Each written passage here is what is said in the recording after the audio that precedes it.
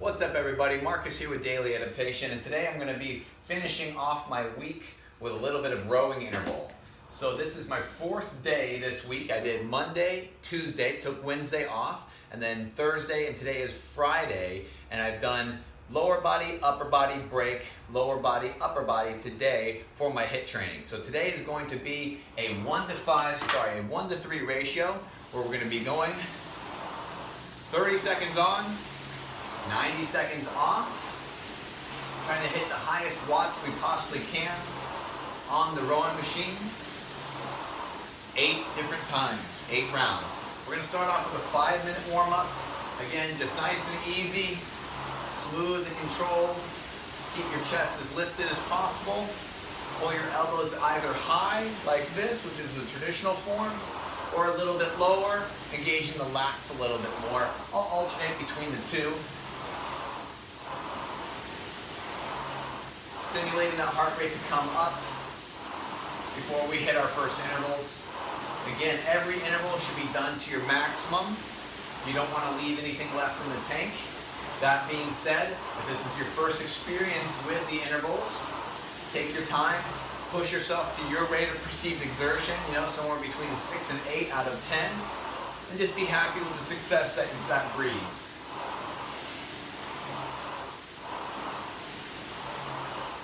Again, the most important thing when beginning this program, which is a 365-day program, a full 12 months, is consistency. It's not about crushing it every single time. It's not about destroying your body. It's about doing as much as possible, as sustained as possible,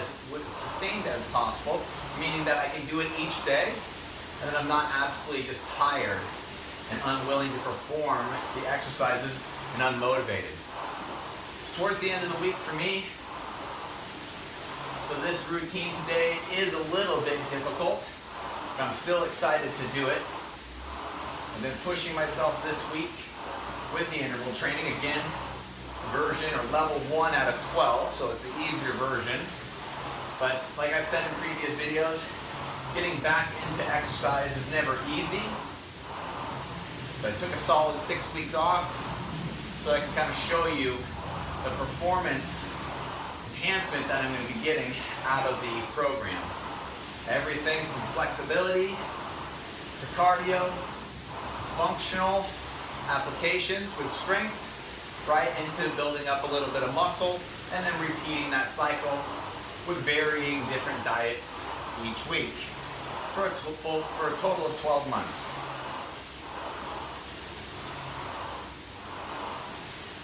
So right now I'm going really easy, as you can tell. My watts are around 70 watts, 70 to 80, something like that. Right in between there. Again, I'm just trying to get some blood flowing. In about 2 minutes, our first interval is going to begin. That first interval, I want you to go as hard and as fast as you can, driving off with the legs, keeping the back as lifted as possible, leaning back the entire time here, again, to promote that posture.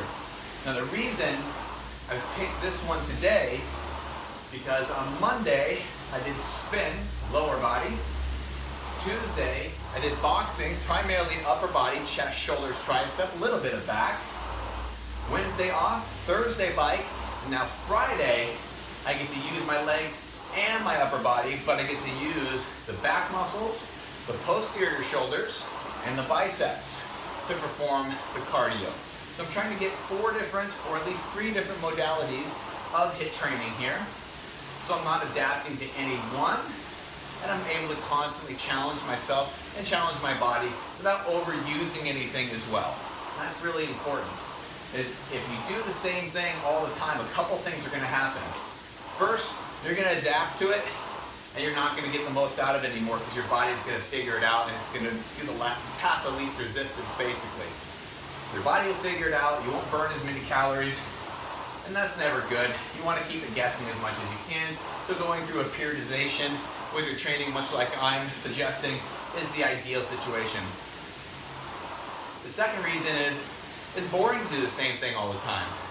Third reason is if you do the same thing all the time, you create wear patterns. You create a style of exercise that is repetitious, and if you don't mix it up, you don't cross-train and do something different, you're going to get to a point where those muscle groups start to overwork and they get injured, right? So we always want to constantly be doing something a little bit different in order to promote that. Okay, first interval is coming up in 30 seconds. I'll keep you up to date with what my watts and heart rate is. Heart rate's 100 right now. Here we go, 30 seconds.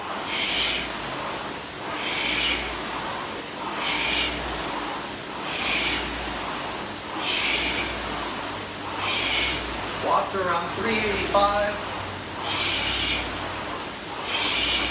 Averaging about around 370.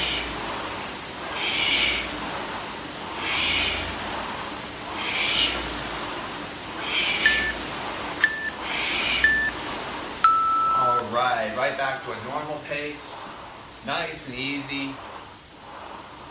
Again, giving it your all as much as possible on every set. 90 seconds to rest in between, plenty of time for that heart rate to drop back down.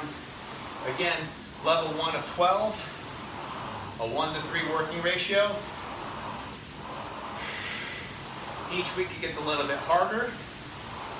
Sometimes I adjust my working time that I'm working for longer. Sometimes I adjust the rest time shorter. Playing with those numbers will make a huge difference.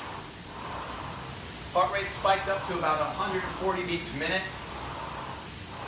It is now currently dropping down to about 119 and falling. Watts are around 60 to 70 right now. Again, nice and easy, just continuing to do the movement. Now, I'm not an expert on the rowing machine. My form isn't going to be perfect every time, but the basic concept is that you keep your chest lifted, you push off of the machine with both your legs and arm at the same power and speed, finishing the movement by pulling your arms straight back, immediately dropping. Ready for our next interval? And here we go. Second interval. So I'm looking to get my watts up in that 380 range. Right now I'm 400, which is pretty good for me.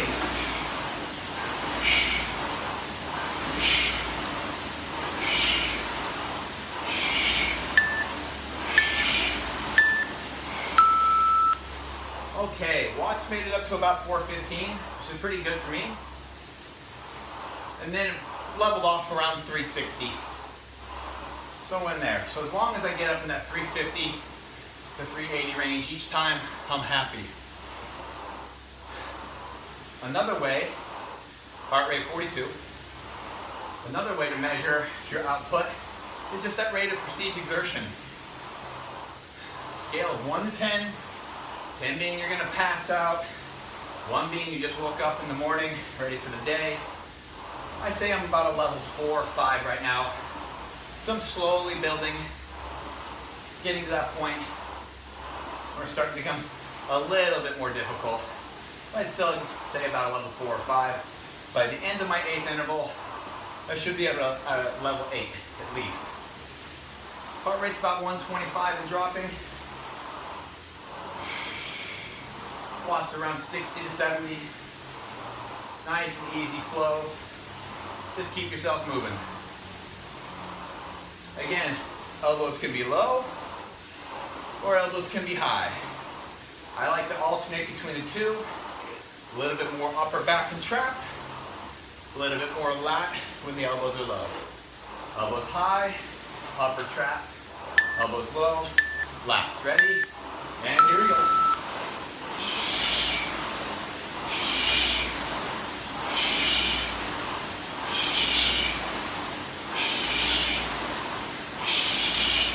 Watts around 360.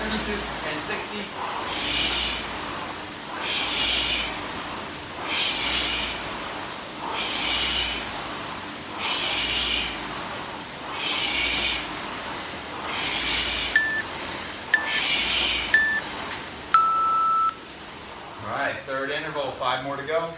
Heart rate 152. And falling. Next interval, 90 seconds.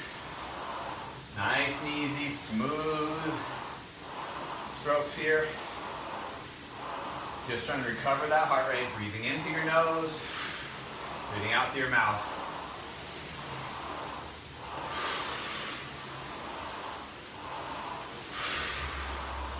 Watts between 60 and 70. Nice and easy. Again, here might be a little bit higher. It might be a little bit lower. That's all right. As long as you're doing very little, but you're still moving. Not completely resting. Not sitting there, waiting for the next interval. You're keeping the heart working and moving, and then jamming it up, the heart rate, intensity, as high as you can for 30 seconds. And then a generous rest time of 90 seconds for our first level of HIIT training here. All right. Fourth interval coming up in 20 seconds.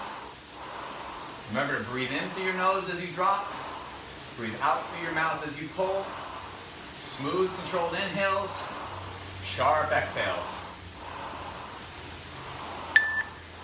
Fourth interval.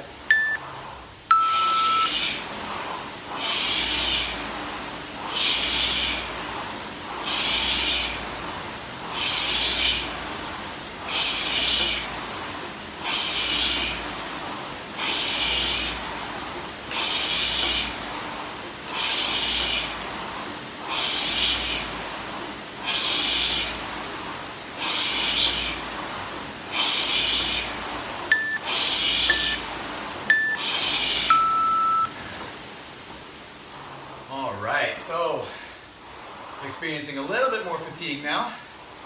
Watts were right below 350 on that one. So I want to keep that intensity up just a little bit more. Try to find your middle ground. Yours might be higher in the 400s. It might be lower in the 200s. That's okay. What's important, again, is that you're pushing yourself for that 30-second time period. Speaking of which, heart rate got up to about 159. So it is coming up a little bit higher and higher on every set, which is what you want.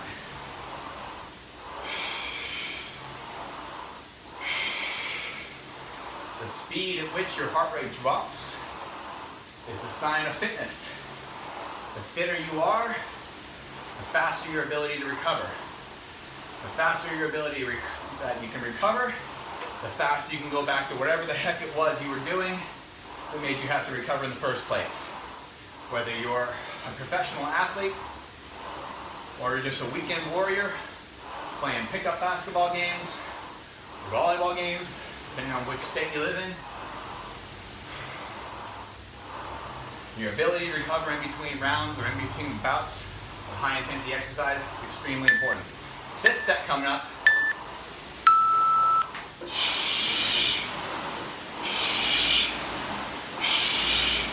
Aim for 350 and above this time. There we go.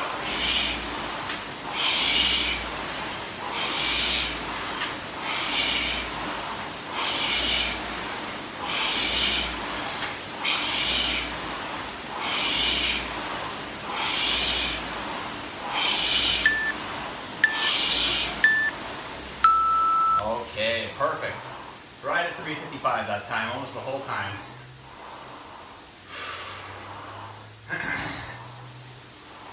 Heart rate 159 again.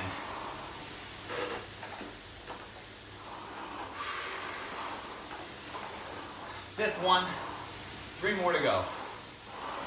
90 seconds rest. Just keep working away. So, for me personally, this is what I like to do 4 times a week, and then I don't do it again for about another 4 weeks. But my next modality of exercise next week is going to be circuit training or functional training. Both circuit training and the functional training that I like to do are going to have high heart rates.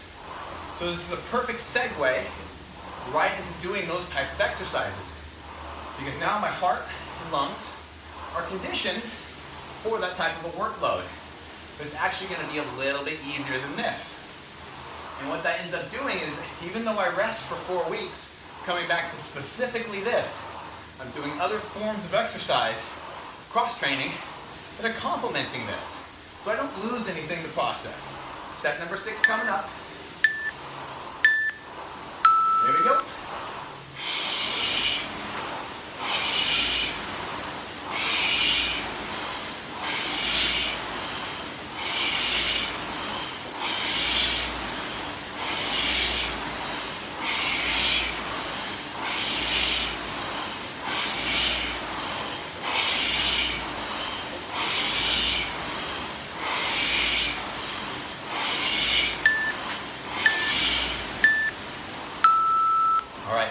Watts were right at or around 335, 355.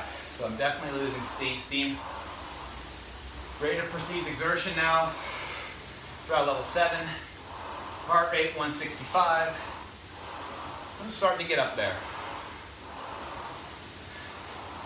Again, the next cycle I do on this should be 4 weeks away. I'll reduce how long I rest for. So right now I'm resting for 90. Next cycle I'll rest for 60. And that will drive my heart rate up higher and higher, because I'll have less time to rest in between the intervals. Right? It makes sense as a decent progression. And what happens over time is you eventually get to the point where you're working for 60 seconds and you're resting for 30. And that's when it starts to get really difficult. That's more of a Tabata split, where your working interval and your resting interval are half. So if you work for 30, you rest for 15, and you just keep repeating that. But I don't like jumping straight into that, because I want to have a baseline I can build from. If I start with that hard working interval, I've got no place to progress to. Set number 7 coming up. Come on, 350.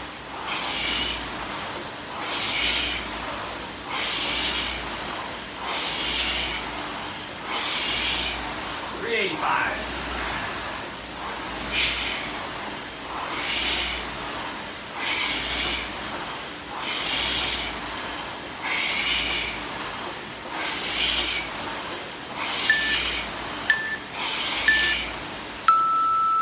All right, one more to go. One more. Heart rate 167. Starting to get up into that red zone. As long as I scratch it a few times, I feel accomplished for this first level 1. If your heart rate's been red zoning the whole time, that's okay. It means I'm just a little bit more cardiovascularly fit. If you're not scratching red zone at all, you're fitter than me. It's not the point. The point is that we're doing something on a continuous basis. Athletic performance is one thing. That's not really what I'm about. I don't play a sport. As corny as it sounds, I'm in this for life. This is what I want to do till the day I die. I mean, strong, fit, healthy, and lean. I don't want to be one of those individuals that can't play with their kids or grandkids because of injuries that they sustained as a young person doing stupid stuff in the gym or doing stupid stuff in the sport that they're unprepared for. 8th interval coming up. So I like the slow, steady pace to get there.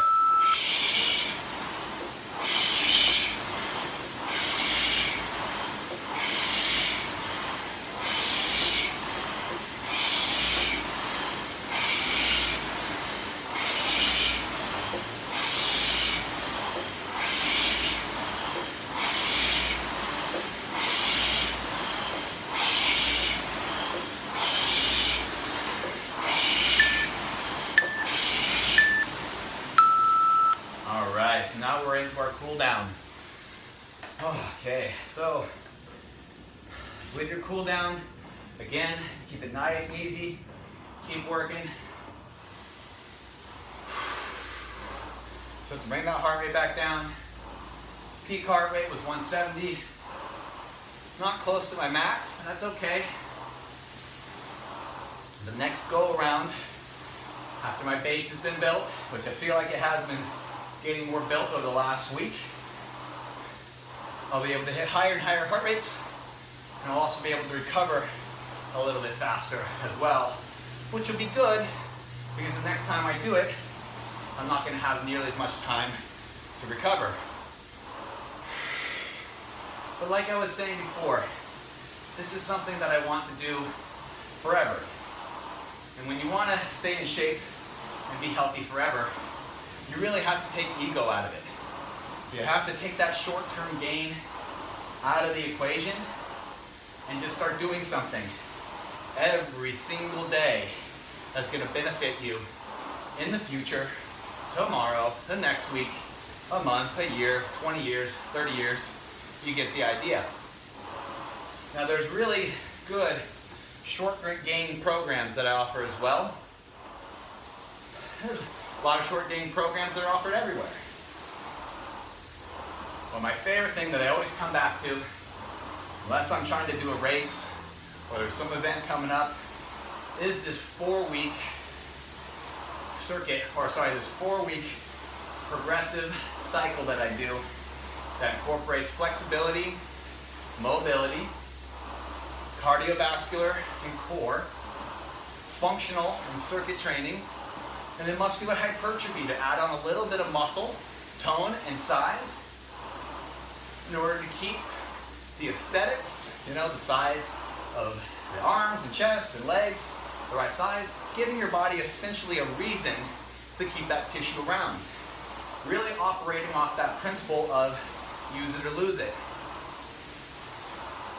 I find that the longer you give your body to recover from especially intense exercise bouts, the more it can actually adapt and give you what it needs. Imagine you're an animal in the wild and every single day you've got to sprint and chase down food. Sometimes you're successful and sometimes you're not, right? Every day, right? That's eventually going to wear you down, especially if you don't have too many successful hunts. And then you're screwed, right? What most animals do, carnivores at least, take down a big kill, rest for a few days, really, really exert themselves on a maximum huge level, gorge themselves, and then sleep for a prolonged period of time. Not every animal does that. The reason I make that comparison is that much like a lion or a tiger or a wolf, we're predators. We have forward-facing eyes. We have canine teeth. We're built for that. We're built for long endurance sprints, followed by long times to recover as well. We chase down animals, or we used to chase down animals, slowly, to the point where they were exhausted, and we weren't. With that being said, we have very, very short capacities to sprint, so we have to do HIIT training in order to get those. The longer duration cardios is kind of already built in us.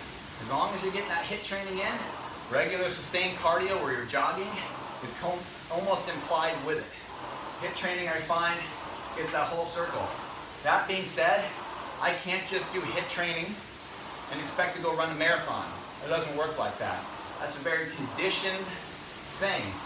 But I can do HIIT training and go run a 10K, no problem. Not a big deal. Again, we are endurance animals. We have the ability to regulate our body temperatures through sweat. And there you go.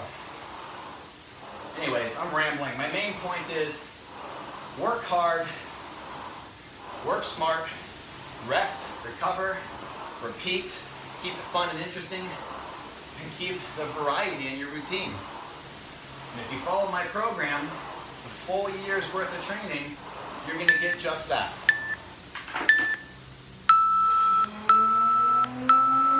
Okay.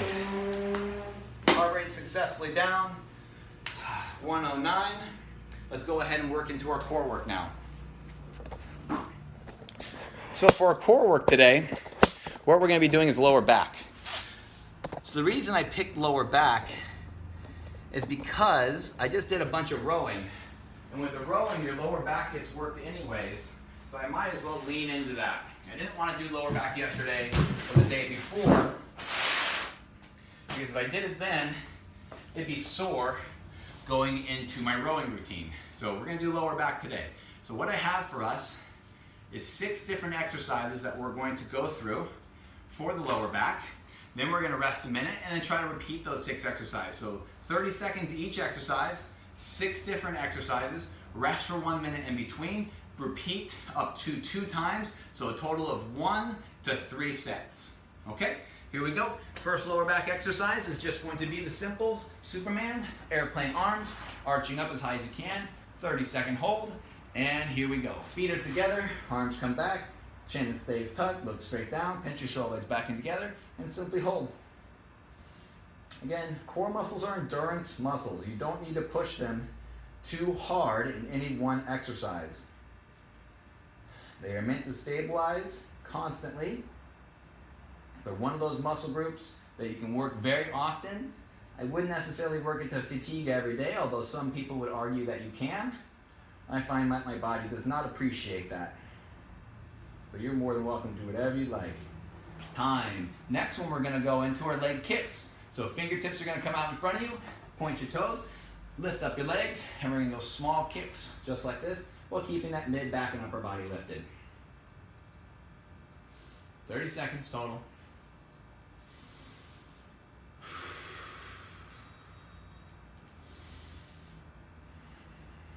15 seconds.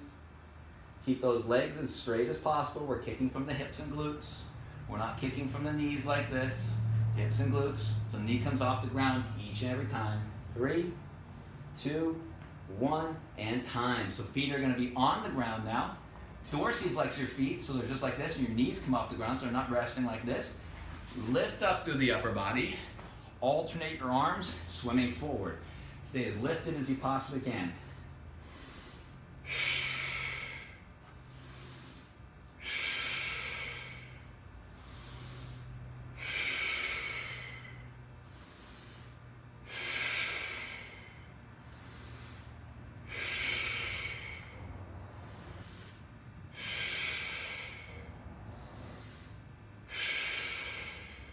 Pulling your elbows back as far as you can each time.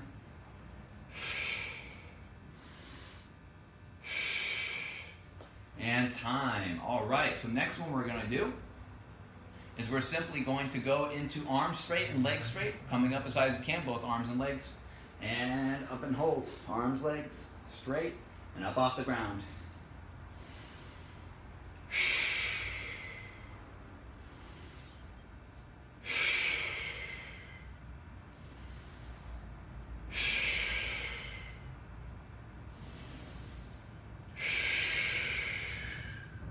Seconds.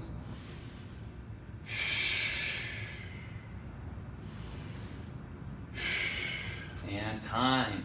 All right, so next one we're going to do is what's called bird dog. So hands down underneath the shoulders, knees down underneath the hips. I'm going to take my left hand, put it behind my head. Then I'm going to take my right knee. I'm going to touch them together in the center just like that. And then I'm going to extend out. Touch the elbow to the knee, extend out, and then bring them right back in. Lightly pull the abdominals in. Your back is going to arch slightly, and that's okay. Exhale, bring the knee in. Inhale, bring the leg back out.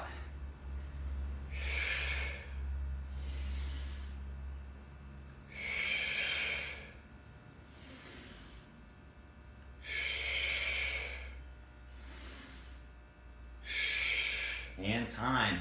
Left hand on the ground, right hand back and behind the head, and begin.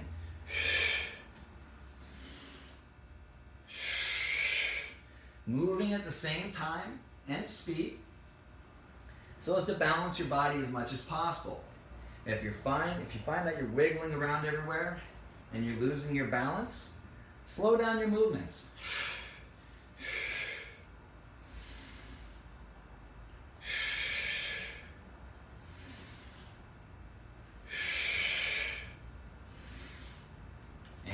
time. Okay, so that was 6 exercises right there. I'm gonna now rest for 60 seconds. In that 60-second time period, you're more than welcome to do whatever you like. You can stretch out a little bit. Child's pose with the knees spread nice and wide. Dropping down underneath just like this. Resting your head and neck. Just giving your lower back a little bit of a break before the next round of exercises.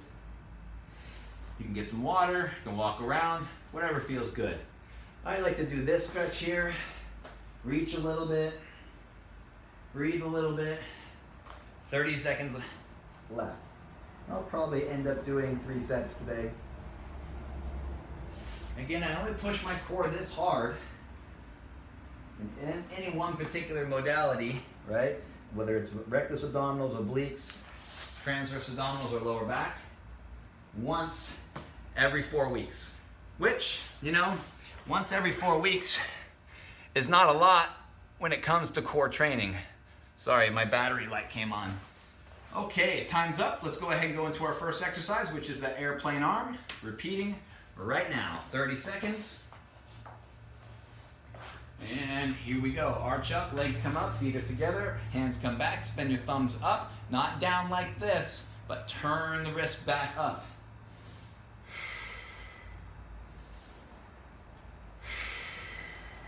Like you're giving the thumbs up.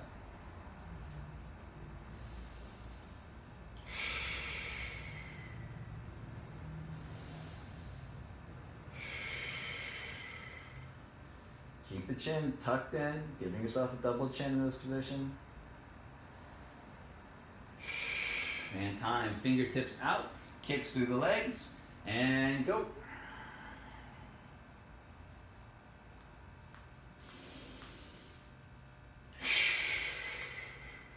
Remember to kick from the hips, engage your glutes. Don't kick from the knees, like this. Keep the legs straight, kick from the hips. If you find that you can't make it through all 6 exercises in a row, that's okay. What you do is simply stop and pick it up as soon as you can. And time. So now we're gonna arch up. Feet are gonna be dorsiflex, arch up, alternate your arms, swim.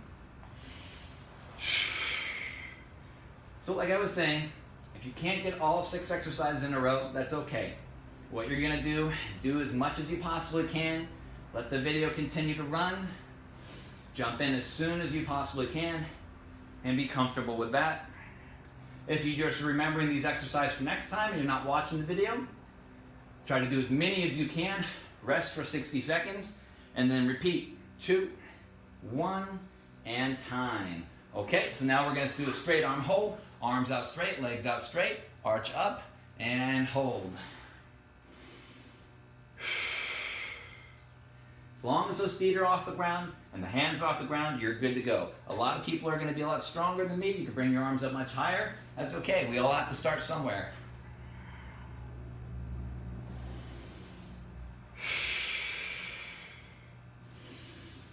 Ten seconds.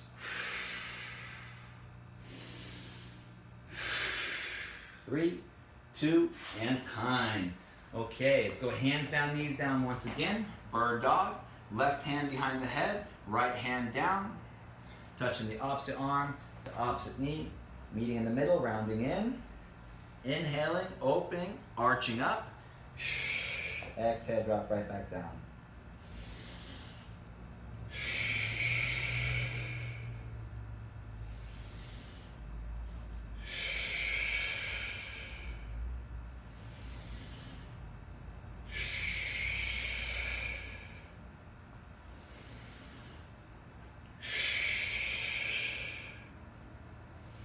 And time, switching arms, right hand behind the head, left knee down, right knee down, and go for it. Inhaling, exhaling. Inhale as the leg and elbow come up, exhale as the knee and elbow reach together and touch in the middle.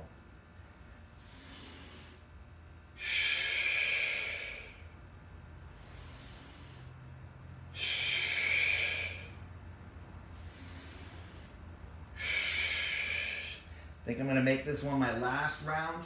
Starting to feel my lower back starting to cramp up. And I'm timed. Okay. So you're more than welcome to finish that third round. Looks like 2 rounds was enough for me. I can feel the lower back starting to become really weakened, and that's ultimately what you want to get to, is that point of a meaningful response, right? As deep into fatigue as possible. Just because some magazine or some professional tells you that you must do 3 sets or 5 sets, if your body's telling you that it can't do it anymore, don't do it, because that movement, anything past that, is going to be in a pattern that's not going to be sustainable for your body. Your body is telling you, it's warning you, it's giving you signals to stop. Sometimes those signals are founded and are need to be listened to. Sometimes they're not, but you got to make that decision. Usually when I feel like a body ache and I feel those muscles trembling and I know they can't do too much more, that's when I'll stop. And again, that's what's kind of moving me into the future here. I'm able to rest, I'm able to come back and perform the exercises, and I'm able to have the body that I want in order to do that my entire life, or at least that's the plan. All right, everybody, Marcus here with Daily Adaptation. It was an absolute pleasure. I'm looking forward to next week, where I'll be going into my functional circuit training. All right, see ya.